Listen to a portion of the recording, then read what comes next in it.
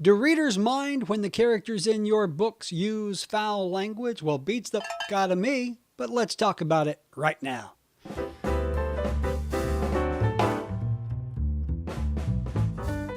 Hey guys and gals, boys and girls, authors and author wannabes, hope you're having a fantastic day. Your old buddy Tim here again, answering the age-old question, should the characters in your books cuss like sailors? And we talk about this because of the question that was submitted by, Angie submitted this question. Oh, by the way, if you have a question about writing or publishing, anything to do with the industry, do me a favor, drop it in the comments below. And if I use your question on this program, you will get a free digital copy of one of my books, either Angel of Mercy or Sins of the Father, both of which have a little bit of cussing, but nothing too over the top. And that leads us to Angie's question. Angie says, Tim, I am writing a young adult mystery. Should my characters cuss? Angie, that's a great question, and I'm glad you asked it. And the short answer is, nah. Don't you love that answer? Here's the deal, Angie. You've got to consider the audience that you are writing for. Now, if you're writing for grown-ups, grown-ups cuss.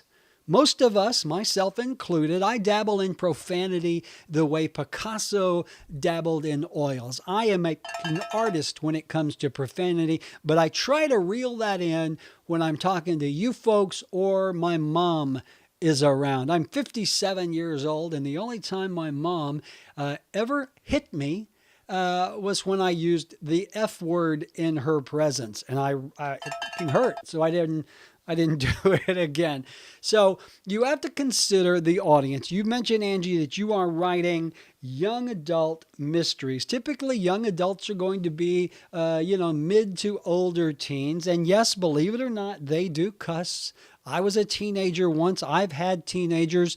My teenagers cuss in front of me because I don't mind, but my wife, she acts like the world is coming to an end. So you have to consider who is reading your book. Now, just because teenagers in reality have trash mouths, Angie, does not mean your characters should. My best advice to you is let the character speak the way that character would speak. Meaning that if you have a character that's just a nice kid, a normal kid, there's really no need to put dirty words into their mouths because it really doesn't do anything to enhance the story or build their character. However, if you've got like a school bully or you've got a bad kid who would have a foul mouth, I personally think it's okay to drop a cuss word here and there. I wouldn't go overboard, because you may know that teenagers talk like that, but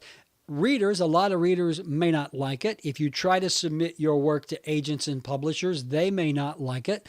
I had one of my coaching clients who had a young adult novel, and there was one character in it that just F-bombed after every other word, and the editor that he worked with removed all of those. So again, you've got to remember who is reading your book and what is real.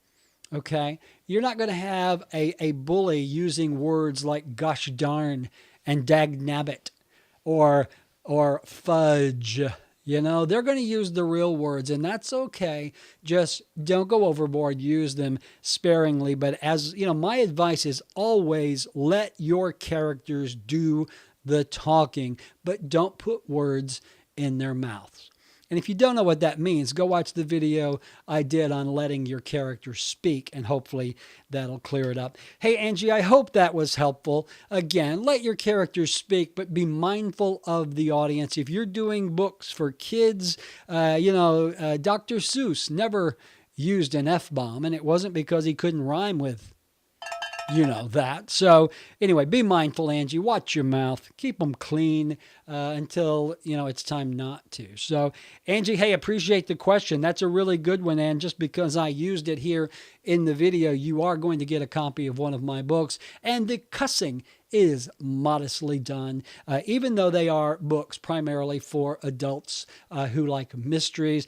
I don't see the need to go overboard. I probably talk way more foul than any character I've ever written, and I've written some real I got to tell you. So, Angie, thanks. If you would like to submit a question, drop it in the comments below. If I use your question on the show, you get a free digital copy of my book. You know the spiel. Don't forget, subscribe, click the bell icon, and also give me a thumbs up. And don't forget, all this is for you. You don't want to miss this. This is free. It's an entertainment value. And my goal in all this is to make you or help you become a better writer. Okay? Angie, get out there and have a great day.